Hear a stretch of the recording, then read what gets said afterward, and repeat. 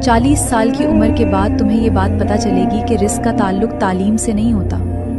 एक कम पढ़ा लिखा हुआ इंसान और एक ज़्यादा पढ़ा लिखा हुआ इंसान 40 साल की उम्र के बाद बराबर हो जाते हैं। एक डॉक्टर जितने पैसे कमा रहा होता है ना, उससे कई ज़्यादा एक दुकानदार पैसे कमा रहा होता है। 50 साल की उम्र में तुम्हें ये बात पता चलेगी कि कम खूबसूरत और ज़्यादा खूबसूरत बराबर हो जाते हैं, क्योंकि चेहरे की झुर्रियाँ दोनों के चेहरे का नक्शा बदल चुकी होती है। 60 साल की उम्र में तुम्हें ये बात पता चलेगी कि एक बड़े ओहदे का इंसान और एक कम ओहदे का इंसान दोनों बराबर हो जाते हैं, क्योंकि रिटायरमेंट के बाद दोनों को एक चपरासी भी सलाम नहीं करेगा। 70 साल की उम्र के बाद तुम्हें ये बात पता चलेगी, घर बड़ा हो या छोटा कोई फ़र्क नहीं पड़ता, क्योंकि घुटनों का दर्द तुम्हें एक कमरे से दूसरे कमरे में भी जाने नहीं देगा। तुम्हें सिर्फ एक कुर्सी चाहिए होगी, एक कमरा चाहिए होगा जहाँ तुम्हें कोई डिस्टर्ब ना करे।